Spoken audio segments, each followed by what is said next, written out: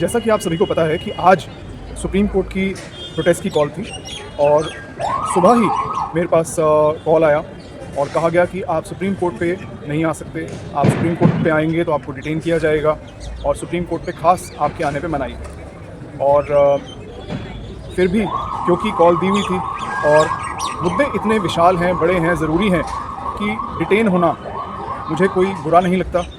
पहले भी हो चुका हूँ और आज भी अगर डिटेन किए जाते तो कोई उसमें गिला शिकवा नहीं था, क्योंकि हमें अपना काम करना है और सरकार, एजेंसी, पुलिस जो भी अपना काम करना चाहती हैं वो करें।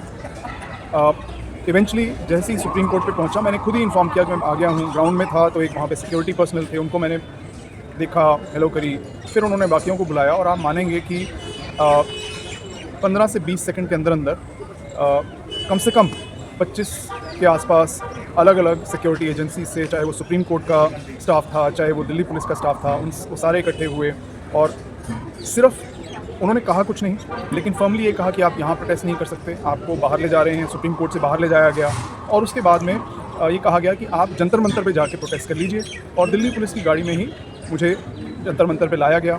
विनोद हैं जो भी, वो भी आज सुप्रीम कोर्ट पे वहाँ पे पहुँचे थे और ये अपनी बाइक से पीछे पीछे जंतर मंतर आए और तब से हम जंतर मंतर पर ही अब एक नेम से प्रोटेस्ट कर रहे हैं। लेकिन जो दुख की बात यह है कि देखिए कि किस तरीके से आज देश में हर चीज़ ध्वस्त करी गई है।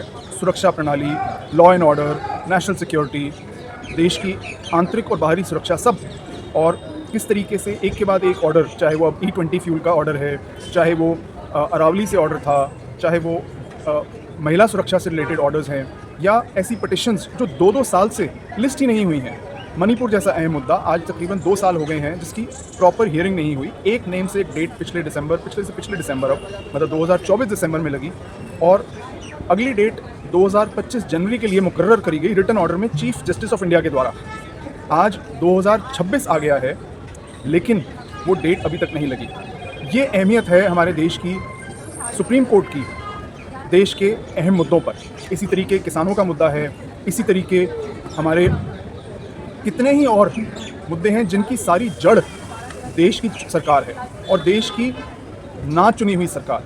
क्योंकि 2024 में जिस तरीके से फर्जी चुनाव हुए, उन चुनावों में कितने बड़े पैमाने पे धोखाधड़ी हुई कि 543 में से 538 सीटों पर नतीजे मैच ही नहीं करे। जितने लोगों ने वोट डाली और जितनी वोटें चुनाव आयोग ने गिनी वो ही नहीं मैच करी। आप इमेजिन कर सकते हैं कि किस ज़माने में, किस दौर में हम रह रहे हैं। एक 50-100 रुपये का कैलकुलेटर भी इतना बेसिक काम तो कर लेता है, लेकिन जिस प्रणाली को हमारे देश की सुप्रीम कोर्ट ने moving forward in the right direction कहा, जिसको बड़ी वाहवाही दी गलत तरीके से, वो इतना बेसिक काम करने में असमर्थ है। और ये 2024 में नहीं हुआ केवल, ये 2019 में भी हुआ, लेकिन वो याचिका आज तक कंप्लीट नहीं हुई। 2019 के चुनाव के 347 सीटों के जो मिसमैच थे उस पर आज तक पूरी सुनवाई नहीं हुई, नतीजा नहीं निकाला गया, निष्कर्ष नहीं निकाला गया और अगला चुनाव 5 साल बाद आगे चला गया और उस चुनाव को भी आज 1.5 साल से ऊपर हो चुका है। तो ये देश की कानून व्यवस्था, ये देश का कानून, ये देश की अदालतें और ये देश के कॉन्स्टिट्यूशनल इंस्टीट्यूशंस का हाल है। मुद्दे की बात यह है कि अगर आप कहीं पर इन सारी चीज़ों के बारे में प्रोटेस्ट करते हैं तो आपको तब समझाया जाता है कि ये अलाउड नहीं है, ये लॉ के खिलाफ है, या आप प्रोटेस्ट कर सकते हैं तो आप यहीं कर सकते हैं, इतने से इतने बजे कर सकते हैं। प्रोटेस्ट करने के भी पैमाने तय किए गए हैं, लेकिन मुद्दा ये है कि किसी को प्रोटेस्ट करना ही क्यों पड़े, और अगर किसी को प्रोटेस्ट करना पड़ रहा है तो फिर उस पर नियम, कानून, पाबंदियाँ कैसे और क्यों। आज ज़रूरत है कि हम वापस मिलकर देश के कॉन्स्टिट्यूशनल इंस्टीट्यूशंस को वाकई ही कॉन्स्टिट्यूशन आधार पर चलने के लिए पटड़ी पर वापस लेके आएँ। आज वो बिल्कुल डीरेल हो चुके हैं और कितने ही लोग किस तरीके से प्रताड़ित हैं। मेरे साथ विनोद हैं, 7 साल से अपने बच्चे के मर्डर के लिए लड़ रहे हैं और आज तक बेसिक काम भी नहीं हुआ। ऐसे कितने ही केस हैं कि आज देश में पुरुष जो हैं वो आत्महत्या कर लेते हैं। क्यों? क्योंकि उनके ऊपर कानून गलत तरीके से इस्तेमाल किया जाता है। वो कानून जो औरतों की सेफ्टी और प्रोटेक्शन के लिए बना था, आज उसका कितना मिसयूज़ हो रहा है हमें बताने की ज़रूरत नहीं है। आए दिन हम सुनते हैं कि एक और पुरुष ने आत्महत्या कर ली। कितने ही परिवार बर्बाद हो गए, कितने ही लोग अब शादी तक करने से दूर हट रहे हैं, कतरा रहे हैं। इसके लॉन्ग टर्म इम्पैक्ट क्या होंगे आप सोच भी नहीं सकते, क्योंकि एक पूरी की पूरी पीढ़ी वो गायब हो जाएगी।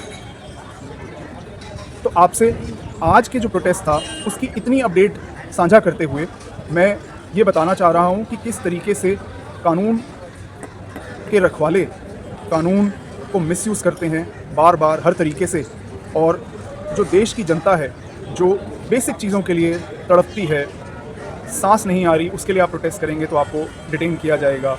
आप सेफ़ नहीं हैं उसके लिए प्रोटेस्ट करेंगे तो डिटेन किया जाएगा। आप इंफ्रास्ट्रक्चर के लिए अगर बात करें, आप एजुकेशन के लिए अगर बात करें, आप डॉक्टरों की अगर बात करें, आज यहाँ नर्सिस का भी एक धरना लगा हुआ था।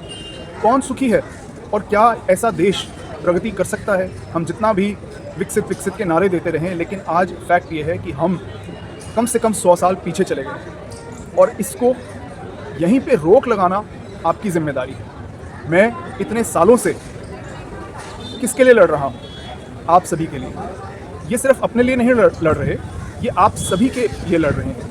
ऐसे ही कितने और लोग हैं, लेकिन अब ज़रूरत है कि आप इस चीज़ को समझें और भारी मात्रा में अपने हकों के लिए आप चाहे सड़कों पर आएँ, चाहे आप घर से नारे लगाएं, चाहे घर से थाली बजाएं, घर घर को जंतर मंतर बनाएं। ये एक हमने मुहिम शुरू करी थी। बहुत भारी संख्या में लोगों को अपनी आवाज़ बुलंद करनी होगी, किसी और के लिए नहीं, आपके अपने हकों के लिए, आपके अपने परिवार के हक के लिए, आपके अपने बच्चों के फ्यूचर के लिए। हो सके तो इस वीडियो को शेयर कीजिएगा और कल सुबह 11 बजे निर्वाचन सदन अशोका रोड दिल्ली में भारी संख्या में पहुंचिए।